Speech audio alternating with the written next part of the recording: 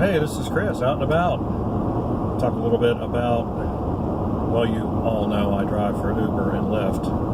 Well, I independently contract with Uber and Lyft. There is a subtle difference there. But anyway, I want to talk about canceling a ride. I'm not talking about canceling a ride because you chose it by mistake and you don't want to go, or you just don't feel like it, or what. I hear stories about that all the time. No, I'm talking about canceling a ride because the person who you have come to pick up doesn't come out the door in a reasonable amount of time. Now, both companies allow 5 minutes from the time that you get to the site or get to the place, the address. They give a customer 5 minutes to get into the car. And so, for the first couple months I did this, I tended to wait longer than 5 minutes because I thought, well, it's going to be another fare, and it's going to be more money in my pocket, and eventually. And what I came to realize in this, well, of course, in any endeavor, time is indeed money. And so what I realized was that people who were making me wait the full 5 minutes or even more don't really respect my time at all. They have their own little world, and they're doing their own little thing. And as soon as I can be fit into that, whatever they're doing, then they'll get into the car and we'll be ready to go. But I find it to be pretty, disrespectful and inconsiderate, to say the least. And so I started a couple of months ago, just having the ironclad, if you're not there in 5 minutes, I'm going to cancel the ride. Of course, I do get a fee for that. I get $3.75 for Uber, get $5 for Lyft, and so there is an incentive for me to go ahead and cancel the ride because I still get at least some money out of it, and that generally pays for the ride over. I mean, you have to look at it from a driver's perspective.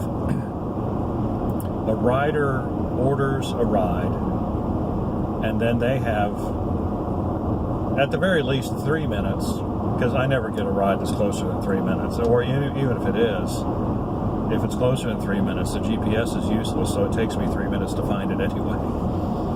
And or it could be as long as 10 minutes. I will accept a ride request up to 10 minutes away. So the customer has 10 minutes from the time that up to 10 minutes, 3 to 10 minutes, let's say, that's a fair range, to get whatever they need to get ready, and at least be, somewhere in the vicinity of where I'm coming to, so that they can see me, or hopefully they're outside. I really do appreciate the people who are waiting, at the curb, out in front of their house, out at the apartment complex where I can easily see them. That is greatly appreciated, I'm sure, by every driver out there, because it shows that you care about my time. You care about my time, I care about your time.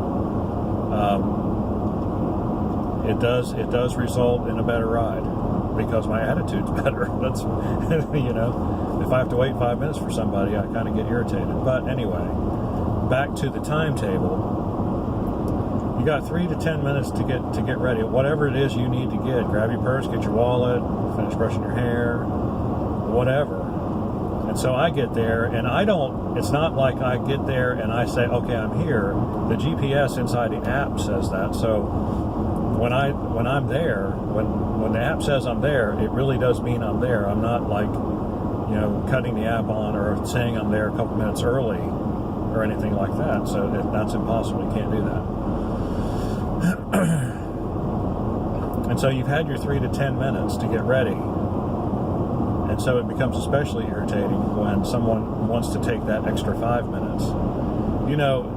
If I do 20 rides a day, which I often do, usually go 2 rides an hour. So if I go 10 hours, I'll get at least 20 rides, depending how many real short ones I have. Now that school's back in session, probably have a lot more rides because they're a lot shorter because they're just on campus. But for 20 rides a day, if you waste 5 minutes of my time, if someone wastes 5 minutes of my time on every trip, that's 100 minutes of potential income earning potential.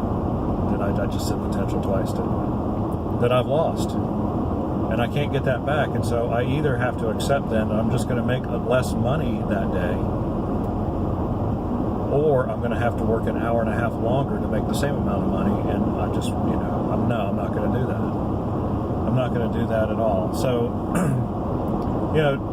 I know a lot of riders probably don't even think about this kind of thing. All they care about is getting the ride. And, if you're one of those that are out there ready to go when I'm ready, when I get there, I'm doing my best to get there as fast as I can, traffic conditions permitting. And, of course, following, all the applicable laws governing my use of this car on the road. I thank you. And for those of you who don't, I really wish that you would have a change of attitude and start to think about, the other end of things. Have a little empathy for the drivers out there, because, we are not making any kind of real money. And so, you're just hurting us even more. And it creates, unfortunately it does, it creates an adversarial relationship between the riders and the drivers. But that's just the way it is. And the only way drivers can push back against thoughtless, inconsiderate individuals is to, at exactly that 5-minute mark, hit the cancel button and give them a little bit of money we can and move on to the next fare.